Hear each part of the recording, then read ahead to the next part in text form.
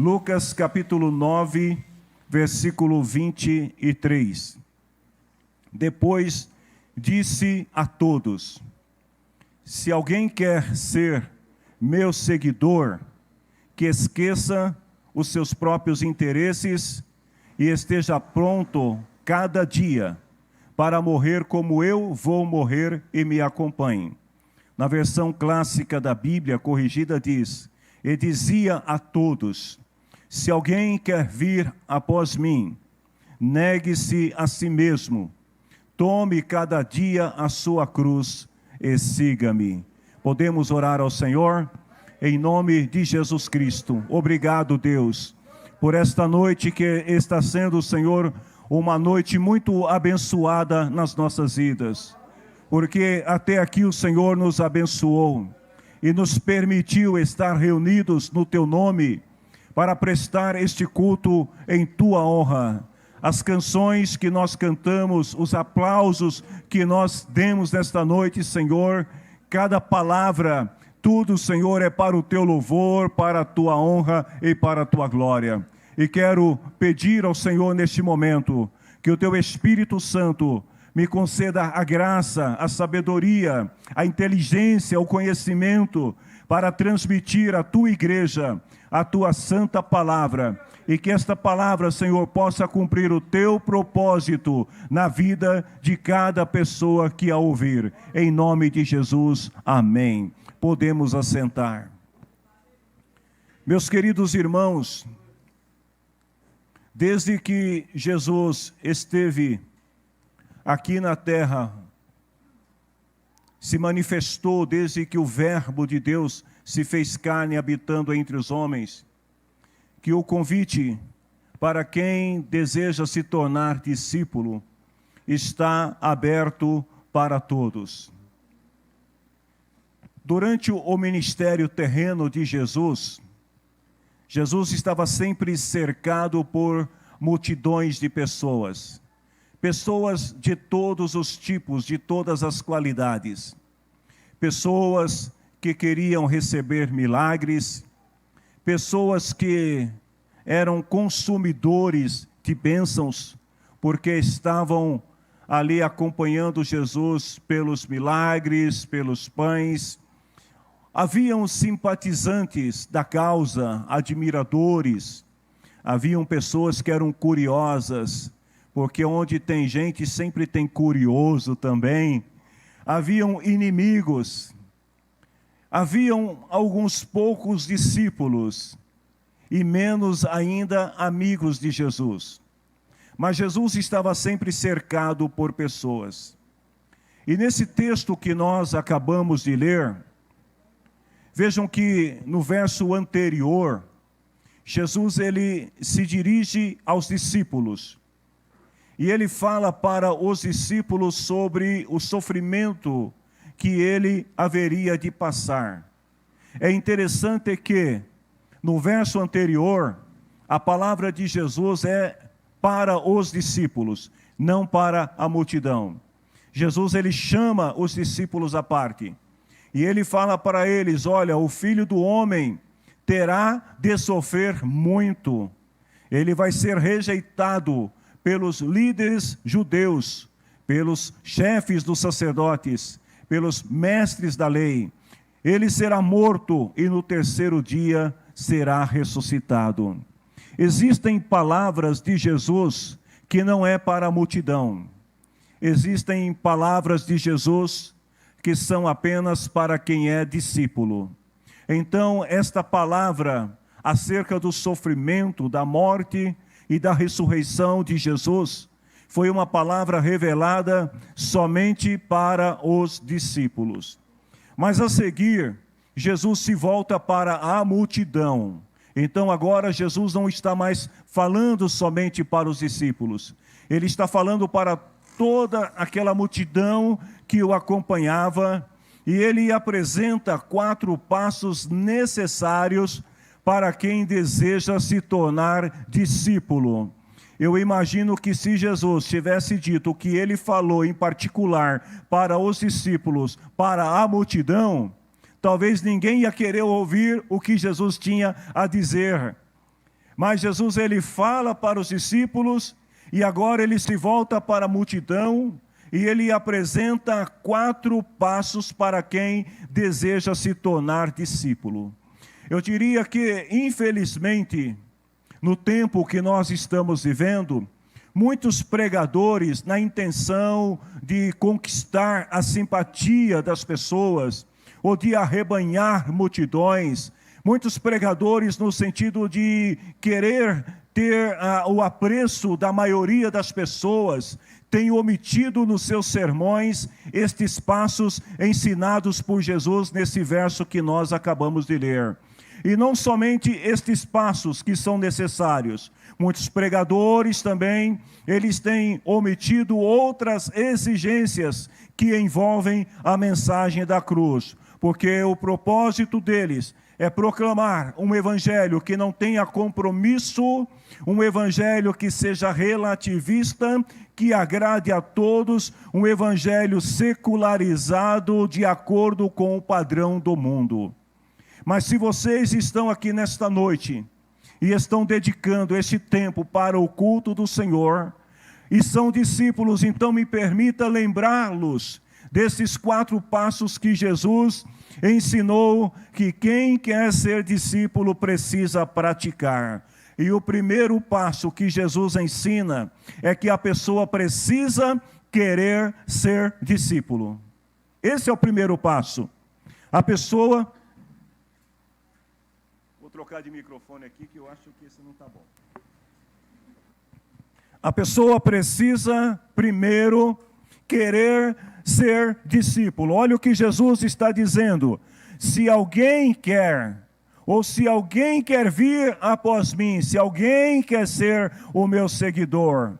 Então vejam que, embora algumas pessoas costumem dizer que as exigências que Jesus faz para quem quer ser discípulo sejam coisas simples e fáceis de praticar, elas precisam entender que na simplicidade do jugo suave e do fardo leve, há também a responsabilidade e o compromisso de quem decide se tornar discípulo.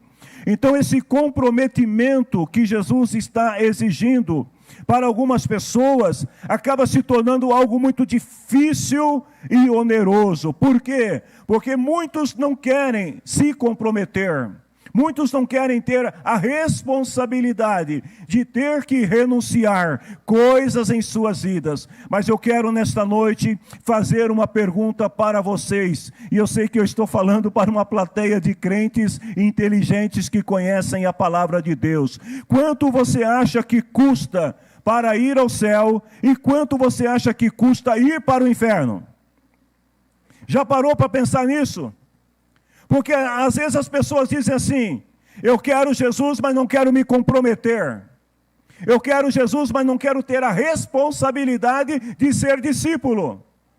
E aí eu te pergunto, você acha que o custo do discipulado é caro?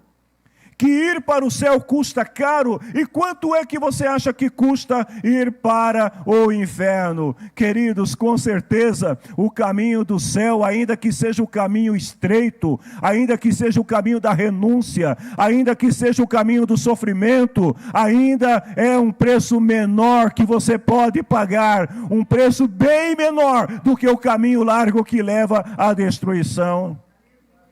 Uma coisa que nós precisamos ter conhecimento, ter ciência, é de que para qualquer escolha que se faça na vida, existe um preço para ser pago e um Senhor para ser servido. Qualquer decisão que a gente tomar, e quando se trata de reino dos céus, nós temos de um lado o caminho estreito, o caminho da liberdade, do outro lado nós temos um caminho largo, mas que é o caminho da escravidão. Qual é o lado que você vai escolher? Qual é o preço que você se dispõe a pagar? Não tem como fugir desses dois domínios. Ou nós servimos a Deus, ou servimos ao outro Senhor. O segundo passo que Jesus ensina para os seus discípulos é o caminho da renúncia de si mesmo. Olha o que Jesus diz. Aquele que quer vir após mim, ou seja, que deseja se tornar meu discípulo, precisa esquecer os seus próprios interesses. Ou seja, negue-se a si mesmo. Queridos, vida cristã é uma vida de renúncia. Vida cristã não é uma vida tão fácil como muitos pensam. Porque o crente, todos os dias, ele precisa renunciar ao que o mundo oferece e aceitar viver dentro do padrão que Deus quer que nós vivamos, que é o padrão do Evangelho. Quando a gente fala de renúncia, também precisamos entender que não se trata de abrir mão da sua identidade. Não é que você que se chama João vai deixar de chamar João. Que você que se chama Pedro vai deixar de ser o Pedro. Você vai continuar sendo Pedro, filho da dona Maria, o neto da dona Joana. Nada disso vai mudar, mas nós estamos falando aqui de renunciar a interesses egoístas, de renunciar o nosso próprio ego, para viver o que é um amor sacrificial a Deus e a sua palavra. Então Jesus, ele está ensinando aqui para aquela multidão, que o segundo passo, que é a renúncia de si mesmo, mostra que quando alguém se torna discípulo de Jesus, ele precisa estar disposto a renunciar à sua própria vida para viver uma nova vida pela fé. É o que Paulo diz em 2 Coríntios 5,17, quem está unido com Cristo é uma velha pessoa, acabou que era novo, começou que era velho. Amém? Está errado, não está? Não é isso que Paulo está dizendo. O que Paulo está falando? Que quem está unido com Cristo é uma nova pessoa. Ou seja, mudou tudo. Acabou-se o que era velho e chegou o que é novo. Ou seja, você é uma nova criatura em Cristo. Você continua sendo o João, o Pedro, a Maria, mas agora você tem uma nova vida, né? Você tem um sentido novo para a tua existência. A renúncia, ela inclui muitas coisas na vida do crente. Por exemplo, renúncia significa deixar Deus ocupar o primeiro lugar na sua vida. E o que isso significa? Deixar Deus ocupar o primeiro lugar é ser fiel ao Evangelho, à palavra de Deus, acima das suas aspirações pessoais. Porque às vezes você tem interesse, desejo de fazer determinadas coisas que vão contrariar o Evangelho de Cristo, a palavra de Deus. E se você tem Deus em primeiro lugar na tua vida, você vai dizer não para essas coisas e vai optar viver pelo Evangelho. Esse é o grande mandamento que Jesus ensinou: amarás o Senhor teu Deus de todo o teu coração, de toda a tua alma, de todo o teu intelecto e com todas as tuas forças. A renúncia significa também você aprender a dizer não para a sua natureza adâmica, pecaminosa.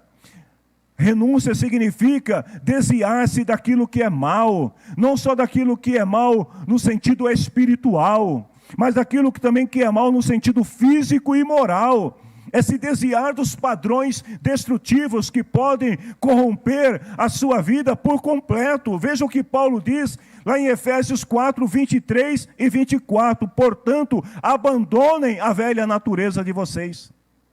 Tudo aquilo que remete ao pecado, tudo aquilo que remete às coisas que vocês faziam antes, quando viviam uma vida de pecado, que estava levando você a se destruir pelos seus próprios desejos pecaminosos, agora deixa tudo isso de lado. E no versículo 24, Paulo fala assim: vistam-se com a nova natureza, ou seja, abandone o que é velho, coloque essa nova roupagem, que é dada por Deus pela graça, a nova natureza em Cristo, e passe a viver uma nova vida. A renúncia significa também renunciar a confiança em sua própria natureza. Ou seja, tem muita gente que é religioso demais, e ele confia intensamente na sua religião, mais do que na própria palavra.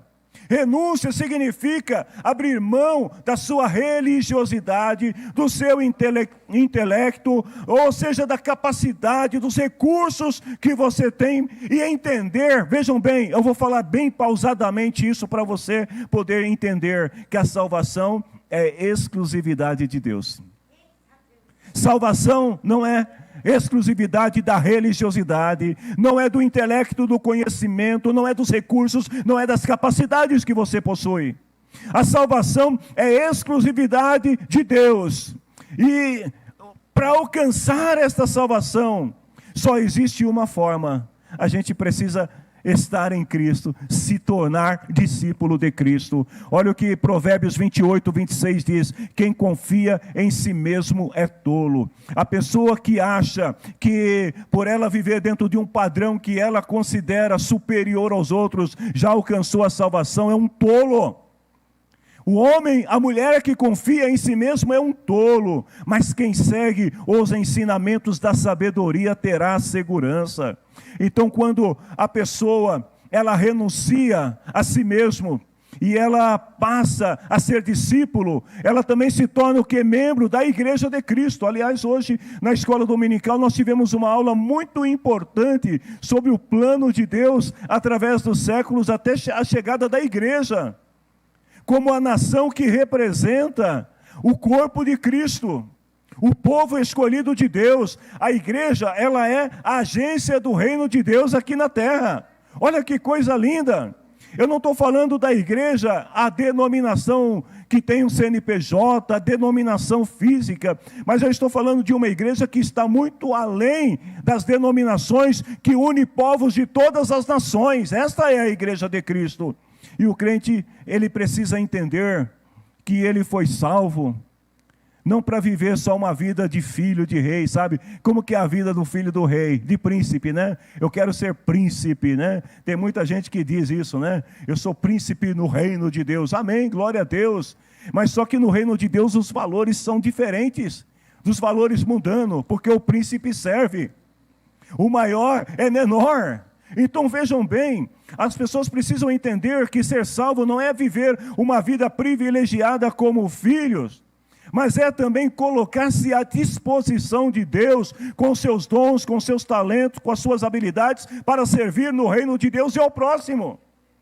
Ou seja, a igreja, ela é composta pelo quê? Por pessoas que foram transformadas pelo poder do Evangelho.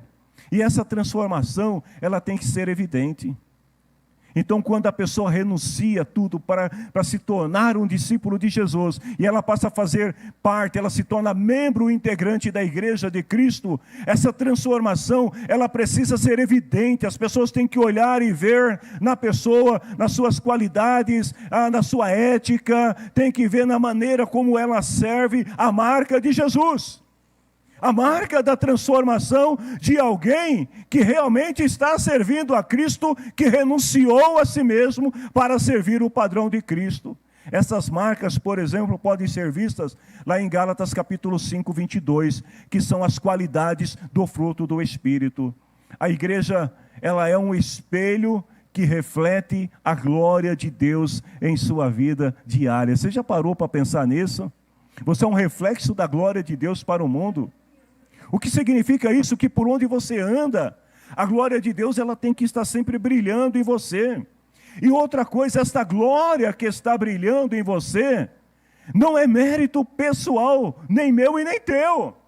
Mas essa glória presente na vida do crente é uma manifestação da graça de Deus. Olha que coisa linda. Deus olha para você e Ele decide então derramar graça em abundância sobre a tua vida, e esta graça em abundância faz com que a glória de Deus apareça na tua vida.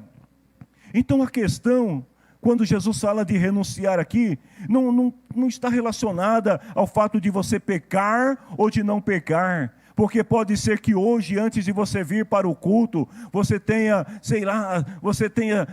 tido um momento na sua casa lá de raiva, você chutou o balde, chutou o cachorro, você virou a mesa, e não importa o que você fez, não é disso que eu estou falando.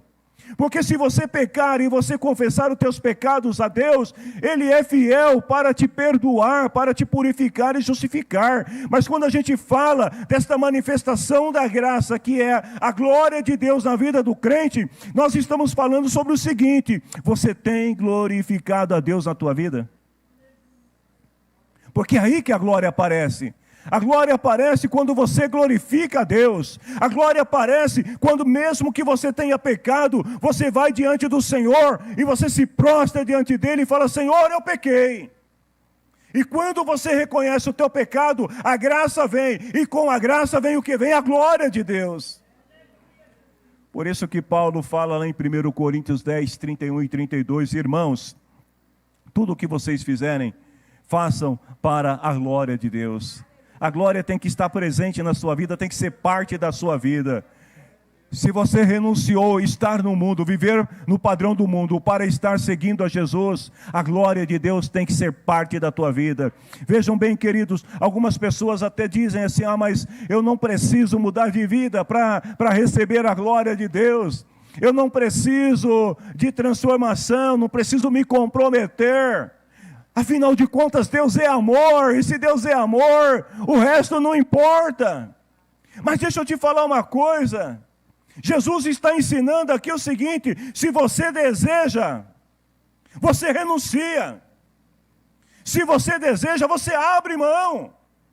Porque esse é o passo, é o segundo passo de alguém que quer realmente se tornar discípulo. A renúncia ela é importante. Eu vou dizer uma coisa para você aqui, anote isso para você não esquecer. Porque a nova vida em Cristo exige exclusividade e não prioridade. Eu vou repetir para você entender. A nova vida em Cristo exige exclusividade e não prioridade. Qual é a diferença dessas duas palavras? Exclusividade significa você passar para o outro, dar ao outro direito absoluto, para ele ser o Senhor. Prioridade, de vez em quando as coisas apertam, você chama o outro e fala: assume aí. A vida do crente não é uma vida de prioridade, é de exclusividade. Então vejam bem, quando o crente, ele permite que Deus seja exclusivo na sua vida, ele vai entender que não é de vez em quando, mas é de vez em sempre. Não é ter hoje e amanhã não, é renunciar hoje e amanhã não, mas é renunciar todos os dias, porque não é possível viver sob o domínio do Espírito e sob o domínio da carne ao mesmo tempo. E o Senhor é muito claro, Ele não quer apenas de vez em quando você está com um problema, você lembra dEle. Quando as coisas apertam, vou fazer uma consagração, vou orar, e aí fica crente. Mas quando tudo está bem, se esquece do Senhor. Não, exclusividade é o tempo todo o Senhor. Faça chuva, faça sol, está tudo bem, não está tudo bem, o Senhor continua sendo o meu Deus, o Senhor comanda a minha vida. A carne e o espírito são inimigos, e a satisfação da carne corrompe a si mesmo e também aos outros. Eu também vou repetir isso para você guardar. A satisfação da carne corrompe a si mesmo e aos outros. O que isso significa? Que o teu pecado não faz mal só para você, faz mal para os outros também. Porque quando o esposo peca, toda a família é prejudicada. Quando a esposa peca, toda a família é prejudicada. Se o filho peca, todos na casa sofrem. E aí, se nós partirmos desse pressuposto de que a igreja também é uma família, o que você acha que acontece quando um dos membros pecam? Então vejam que o pecado ele não corrompe só aquele que peca. O pecado corrompe os que estão também à sua volta. Ou seja, a natureza humana, ela vai conduzir as pessoas à mentira, soberba, à adultério, à crueldade, a todo tipo de pecado. A Bíblia fala da concupiscência dos olhos, a soberba da vida. Se a carne não for controlada, queridos, se nós não tivermos o domínio da carne, famílias serão destruídas, relacionamentos serão destruídos, pessoas irão sofrer por causa do pecado. Por isso que nós temos que não somente pregar, nós temos que combater todo o pecado, porque se a carne não for controlada, o pecado dominará, e aonde o pecado domina, Cristo não habita. Onde o pecado domina, não existe renúncia. O próprio Cristo nos deixou o exemplo, ele foi tentado, mas ele não cedeu. E isto na sua natureza humana, alguém vai dizer, mas ele era o Filho de Deus. Mas ele estava naquele momento, vivendo numa natureza semelhante à minha e à tua. E quando ele recebe as propostas, os desafios de Satanás, que o tenta ali no deserto, Jesus não cede. Em sua natureza humana, ele rejeita a glória. Ele rejeita a soberba, ele rejeita o egoísmo, ele não tenta ao Senhor, porque ele sabe muito bem, ele sabia muito bem que a carne precisa ser controlada, o pecado precisa ser dominado para que Cristo reine em nós. Quem nega a si mesmo por amor a Cristo, desfruta das bênçãos que o Senhor nos dá. Por isso que Paulo lá em Romanos 8:18, ele diz assim, irmãos, eu penso, é um pensamento, uma reflexão de Paulo. Como é bom pensar nas coisas de Deus, é ou não é? Você, na hora que você vai dormir, ao invés de você ficar pensando nas contas que você vai pagar no dia seguinte, começa a pensar um pouco nas coisas de Deus. Olha o que Paulo diz, o que sofremos durante a nossa vida, as noites mal dormidas, as lágrimas derramadas em momentos inoportunos, a raiva e o descontrole, o destemperamento, tudo aquilo que a gente sofre nessa vida não pode ser comparado de modo nenhum com a glória que nos será revelada no futuro. Então cabe a você, cabe a mim decidir.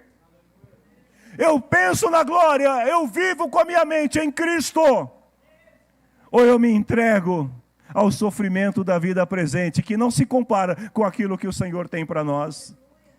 Quem renuncia a si mesmo para seguir a Cristo, se torna útil para Deus. Queridos, a igreja de Cristo, ela tem avançada. Nós temos chegado até aqui, porque homens e mulheres no passado, eles tiveram a coragem de renunciar à sua própria natureza. Homens e mulheres abriram mão de seus interesses para servir ao propósito de Deus. E muitos desses homens e mulheres foram enviados ao mundo. Nações que falavam outras línguas, culturas diferentes. E eles abriram mão, muitos morreram nessas terras estrangeiras. Mas eles fizeram tudo isso porque eles renunciaram à sua própria natureza e ouviram o ide de Jesus. Eles fizeram tudo de coração para servir ao Senhor e não servir as pessoas. Estes homens e mulheres que ainda vivem em nossos dias, você pode ser um deles. Esses homens e mulheres, eles entendiam e ainda entendem que tudo que eles possuem é consagrado ao Senhor. Os seus bens, os seus talentos, as suas habilidades, tudo que eles têm está no altar de Deus. A vida deles que eles vivem, uma vida de sacrifício, de entrega, no sentido de contribuir para que a palavra de Deus continue sendo levada a todo mundo. Renunciar a si mesmo significa ouvir a voz de Deus e deixar de ouvir às vezes a voz do coração, deixar de ouvir a voz da razão, deixar de ouvir a voz do outro, para ouvir a voz do Espírito Santo que está clamando e dizendo: quem eu enviarei? Quem irá por nós? Isaías ouviu esta voz e ele entendeu: Senhor, eu estou aqui, envia-me a mim. O terceiro passo para você se tornar um discípulo é tomar cada dia a sua cruz. Gente, não basta renunciar e dizer: tá bom, eu renuncio o meu passado. É preciso estar disposto a tomar a cruz todos os dias. Vejam que tomar a cruz tem uma ligação, uma conexão direta com a renúncia. Por isso que Jesus começa dizendo, se alguém deseja, renuncia, ou seja, nega a si mesmo, toma a sua cruz. Quando Jesus fala que toma a sua cruz e siga-me, Jesus está usando uma ilustração, um exemplo que era muito comum naquela época. A figura de um condenado, de alguém que tinha sido julgado, sentenciado, condenado à morte. E a história diz que era costume daquela época. O sujeito que era condenado, ele tinha que carregar a própria cruz e levar a cruz até o lugar onde ela seria fincada e ele seria crucificado. Olha que coisa interessante. Mas sabe qual que é a diferença entre o condenado e o discípulo? Se você não sabe, eu vou te dizer agora. É que o condenado, enquanto ele carregava a cruz, se ele pudesse, ele abandonava a cruz e saía correndo. Se ele pudesse, ele deixava a cruz de lado e fugia, porque ele sabia que no final da cruz estava o quê? A morte. E o discípulo ao contrário, ele carrega a cruz voluntariamente.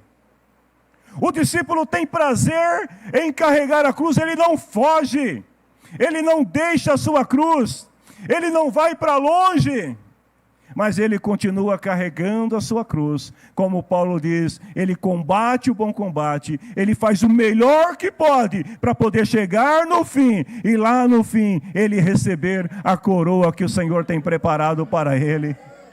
Então tomar a cruz significa aceitar a aflição, a dor, a vergonha, a perseguição por amor a Cristo e ao seu Evangelho. Tomar a cruz representa o privilégio que nós temos de poder participar das aflições de Jesus com alegria, com satisfação e com submissão. Lá em 1 Pedro 4,16, Pedro diz assim: se alguém sofrer por ser cristão, escute isso, se alguém sofrer por ser cristão, não fique envergonhado. Se você está sofrendo porque você fala a verdade, se você está sofrendo porque você segue a Jesus, se você está sofrendo porque você decidiu o caminho da cruz, ele diz, agradeça a Deus pelo fato de ser chamado por esse nome. A cruz não é motivo para chorar, se entristecer e desanimar. A cruz é motivo para glorificar a Deus e continuar até o fim e trocar a sua cruz por uma coroa que o Senhor tem para você. O quarto passo é seguir Jesus. Então, primeiro, a pessoa toma a decisão. Segundo, ela nega a sua vida de pecado. Terceiro, ela toma a cruz todos os dias.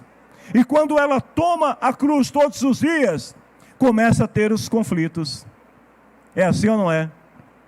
Você decidiu seguir a Jesus, você abandonou a sua vida de pecado, você tomou a cruz, e aí as pessoas começam a dizer, engraçado, você virou crente, parece que está dando tudo errado.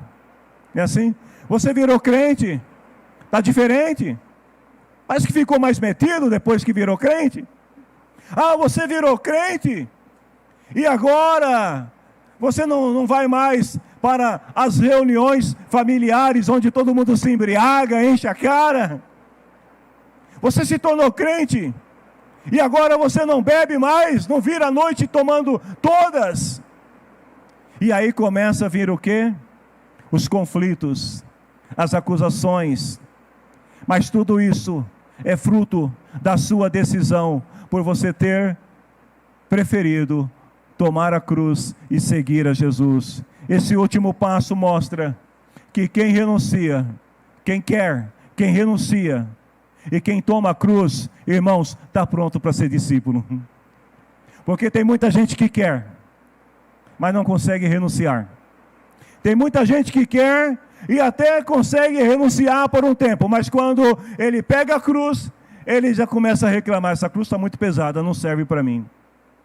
Mas aquele que deseja, aquele que renuncia, Aquele que toma a cruz, ele está pronto para seguir Jesus. Eu quero perguntar aqui nesta noite, quantos de vocês desejam, quantos de vocês estão dispostos a renunciar todos os dias e tomar a sua cruz e seguir a Jesus? Dá um aplauso para ele e diga: Senhor, eu estou pronto. Estou pronto. Oh, aleluia. Eu sei que nesta caminhada, você pode, como Pedro, em algum momento, dar uma fraquejada e até mesmo negá-lo. Mas você não vai negá-lo sempre. Você logo vai cair em si e vai dizer: Senhor, eu te amo. Você não vai aceitar permanecer no pecado. Então veja o que ao tornar-se discípulo, a pessoa está dizendo: Jesus, eu quero seguir o teu estilo de vida. Eu quero ser como você. Ele está dizendo o seguinte: Jesus, o que você fez, eu quero fazer. Eu quero falar como você. Eu quero operar os milagres como você. Eu quero viver no poder do Espírito como você. Eu quero ser como Jesus. E ser como Jesus é andar na contramão do mundo. O discípulo busca diariamente estreitar o seu relacionamento com Jesus, porque agora ele deseja, ele quer aprender. A sua mente agora não é mais dominada pelo seu próprio ego, a sua mente agora é dominada pelo Espírito, e Paulo diz que os que vivem de acordo com o Espírito de Deus têm a mente controlada pelo Espírito. Então ele tem sede de Deus. Ele quer ler a Bíblia, ele quer ouvir a voz de Deus através das Escrituras, ele quer ouvir a voz de Deus através de um hino, ele quer ouvir a voz de Deus através da comunhão com o seu irmão. O tempo todo ele quer estreitar o seu relacionamento com Cristo. Sabe por quê? Porque ele descobriu que agora ele faz parte da família da fé, ele faz parte da família de Jesus. Da família que uma vez alguém chegou para Jesus e falou assim: olha, a tua mãe está te chamando. E Jesus virou e disse para eles: mas quem é a minha mãe? Quem são os meus irmãos? E aí ele aprontou para os discípulos e falou assim: vejam, aqui está a minha mãe, aqui está os meus irmãos. Quem faz a vontade de meu Pai que está no céu é meu irmão, é minha irmã, é minha mãe. Nós somos a família de Deus. Amém? Que o Senhor Deus abençoe a vida de todos vocês e que Ele possa nos ajudar todos os dias a estarmos sempre prontos para renunciar, sempre prontos para tomar a cruz e seguir a Jesus, independente de qualquer situação.